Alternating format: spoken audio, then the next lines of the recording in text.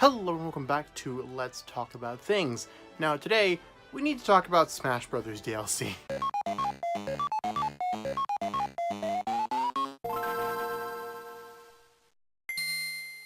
So, I have a lot of stuff I need to talk about in this video. The main part of it, the beginning part of it, is going to be about Smash Bros. DLC, but for those of you who are fans of Super Smash Pass and whatnot, you might want to wait till the end of this video as well, because I will have some updates and some clarifications about that as well at the end of this video. So first off, let's talk about Smash Bros. DLC. So of course, we already know that there are 5 characters that were announced as DLC. 5 characters are coming. We don't know who they are yet. There are some rumors going around. There's some speculation. We don't really know who they are. And normally, I wouldn't have made a second video because my Super Smash Pass finale was kind of already about this. But some things came out after I made that video that I think is important to talk about here. And I specifically want to shout out Kano Awesome and Joe LaGreca, because I was talking to both of them in the comment section of the previous video and debating, conversating, however you want to put it, and I was talking to them about how Sakurai, during the Rex costume reveal, talked about how he didn't implement Rex into the game because the roster had already been chosen. It's a Mii Sword Fighter outfit based on Rex from Xenoblade Chronicles 2. We decided which fighters to include when we started planning, so we couldn't add characters from titles like Xenoblade Chronicles 2, which was announced after planning had started. He talked about that during the DLC section of the game, which I took as belief of, well, alright, the DLC characters have already been chosen, and were chosen back in 2015 along with everybody else. It doesn't actually seem absurd to me at all that that would be what he would do, because I highly doubt Nintendo didn't know about this going in, and presumably that's what they did last time. I don't think the fighter ballot had anything to do with Ryu or Cloud or Bayonetta or I don't think it had anything to do with those characters. I think those characters were pre-planned, maybe not at the same time as everybody else, but along development, sometime they knew they were getting these characters, because it just didn't make sense to me, because Bayonetta was third. She won 3rd place in Europe, and that's why she was chosen. No, that wasn't why she was chosen. We all know that the fighter ballot was used to dictate the characters for Smash Bros. Ultimate, at least in part. That's very obvious. So that's the reason they did that. It had nothing to do with Smash Bros. 4. I'm completely, and I think most of us knew that at the time anyways. So I took that as pretty much gospel. I was like, well, this makes sense to me. Why would, you know what I mean?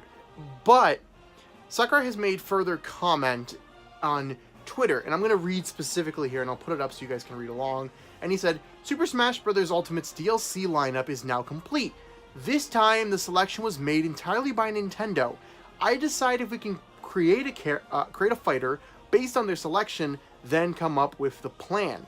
It's great to dream about your favorite character joining the battle, and I appreciate your passion, but please try to stay on topic when replying to tweets, and refrain from flooding us and other users with requests when we're not specifically asking for feedback. Thank you. Now first, let's address the ending part of that message, because also, this tweet was written in English. Sakurai usually writes his tweets in Japanese, so that should say something to begin with. But the fact that he wrote that entire last segment, to me, is a grand issue with the Smash Bros. Community in harassment because of characters. We saw this prevalent when the time of the Grinch League. I'm sure he's getting a lot of tweets because of Incineroar and Ken. I guarantee it. And if you're one of the people doing that, I urge you to just stop. And not just when it comes to Sakurai, when it comes to content creators, when it comes to other representatives of Nintendo, if you really think tweeting someone about Waluigi being an assist trophy is going to change anything, you're severely, severely mistaken. Now, yes, there's a difference between doing that and asking someone like me, who does a weekly Smash Brothers character discussion video about, hey, you should cover this character. That's a totally different scenario. But if you are, and I assume most of my audience, or all of my audience, isn't doing that, considering how respectful you guys tend to be in the comments. So for that reason, I don't assume, but I figured I should just put that general message out there, because Sakurai is obviously being bothered by it, and other members of the Nintendo staff, and presumably other media creators and whatnot, and that's just ridiculous. But back to the actual DLC. So the DLC has been chosen. As of right now, they know the 5 characters. Again, Joe was the one who pointed this tweet out to me, I believe at first. I think Kano also mentioned it, but Joe was the one who sent me a link to it. And I had already seen it, but, He sent me a link, and I was talking to him, and I was like, I don't think this really moves the needle, because we were talking about Crash Bandicoot and Bandana Waddle Dee specifically. And I said, I don't really think this moves the needle at all on these characters. But that's because I was assuming this was done in 2015. And I kind of specifically very much was like, no, why would they have chosen this in deal for 2015? And I was just like, why not?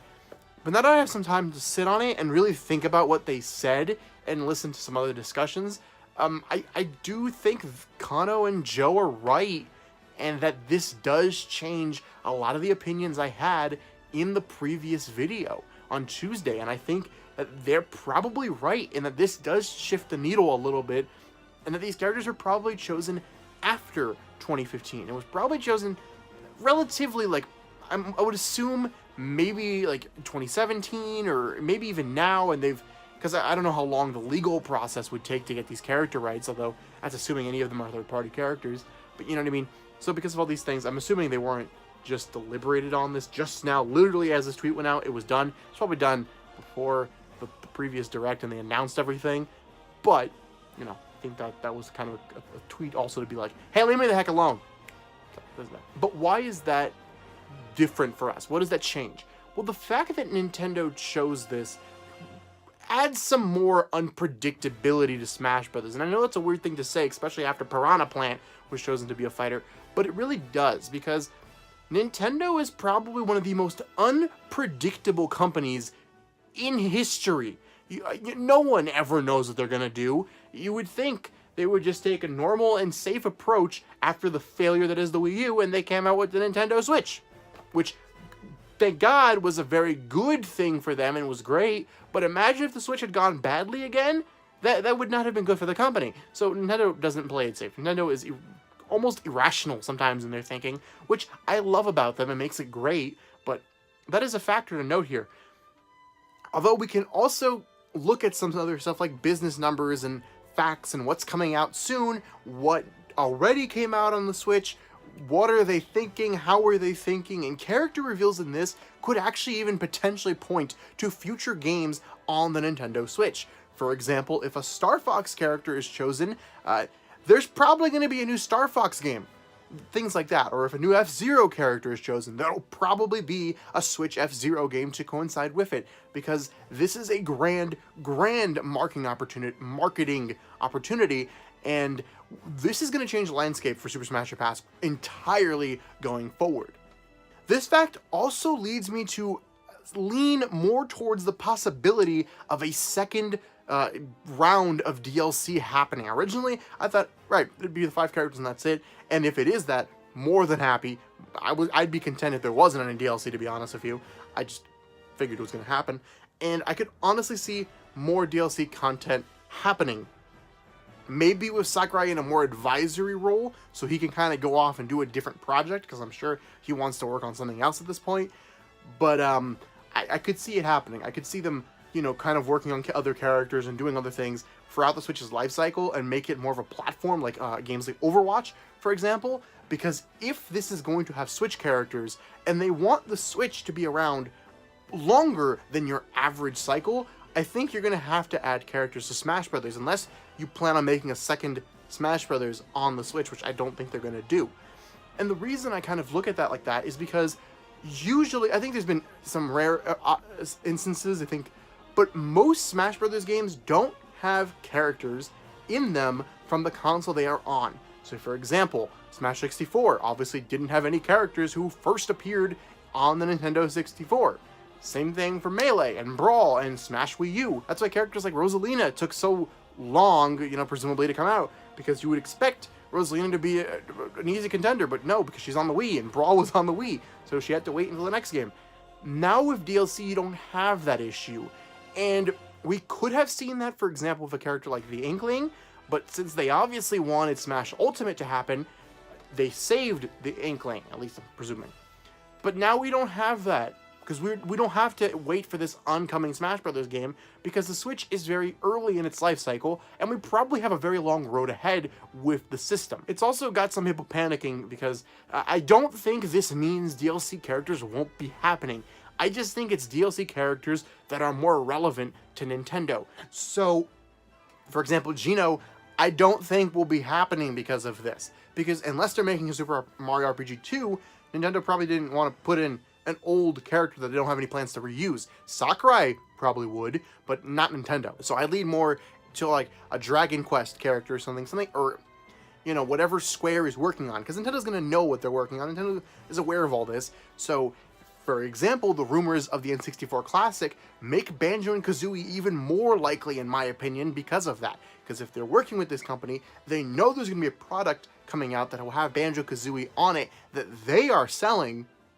Why not promote it with Banjo Kazooie being included in Smash Brothers? This just makes too much sense, especially since the DLC is probably going to be going until like 2020. So yeah, I don't think any of this is coincidence, honestly. And we also should talk about spirits, because I also kind of put spirit characters in their own separate holding cell, if you want to think of it like that, kind of a purgatory, if you will. Ironic since how World of Light went down, but that kind of a thing, because I didn't know at the time if spirits were confirmed or deconfirmed or what was going on there. Like, does that deconfirm a character? Currently I'm of the mindset that no, it does not deconfirm a character, because Daisy has a spirit. I know technically this is a weird thing because like King K. Rool's in the game, but Captain K. Rool has an has a spirit, and I kind of mentioned that kind of thing. But Daisy is just regular Daisy, and I might have mentioned that, but I was of a different mindset. I still think that them being spirits is a little fishy, because why would you add a character as a spirit that you're gonna implement as DLC? But maybe that's just preventative. Maybe they already knew what they were going in with, so they just added them in there to be like, we don't have to add a new spirit in if the original like Mario's gonna have a spirit. Although I'll make a more detailed prediction on that in a Super Smash Pass after the game has released, because I think that's kind of a hard call to make while the game isn't out yet. But for now, I don't think spirits necessarily relegate a character to not be in the game. So now you might be wondering, doesn't that kind of render a whole lot of your predictions for characters in the previous video completely useless? Some of them, yes. Some of them are going to have to get retouched up and redefined and talked about again. Some of them, no. Like Geno, for example, I don't think I'd change it unless we have some strong evidence for me to do that. Now, just in case some of you didn't watch to the end of last week's video, I'm going to play the trailer again. That's 5 fighters, 5 stages, and all of their music tracks. But on a separate note,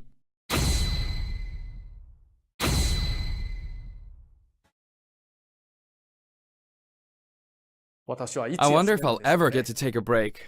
So yeah, we're doing more Super Smash. I know I framed the whole episode to be like the last Super Smash Pass. I was having fun. Thought it'd be fun to be like, ooh, it's the last one, but then announced a sequel series immediately after. I hope that joke didn't go over people's heads. I mean, I don't think it would go over your head like you wouldn't understand it, but like, I hope people actually watched to the end of the video and didn't like go like, well, all right, great, that's over. Fun. And then next week I'll have to explain to a bunch of people. But we'll see what happens there, but that's on me. Either way, I thought it'd be a fun thing to do. That's why I did it. But yeah, Super Smash Pass is continuing. I'm going to be rebranding it as Super Smash Pass DLC, because obviously we're not talking about the base roster anymore. And I'm also going to be opening up to a lot more characters than you would think originally, because the whole 2015 thing, the whole like Wii U life cycle thing that was over all of Super Smash Pass, yeah, that's not a thing anymore. So we can talk about everybody and anybody. And the hinges just flew off the door for Super Smash Pass, which is great. So I should also talk about some updates that are happening, because I don't want to talk about that in the first video, because people are going to find that very boring, and it's going to just bring down the video, so I'm not going to be doing that. So I'll talk about it here. If you don't care about Super Smash Pass, thank you for watching the video. Glad you liked it. If you do care about the series and you want to know how it's going to continue, keep watching. If not, if you just want to watch the series and you don't care about any of this stuff, next week on Tuesday there will be a new episode and you can just watch that.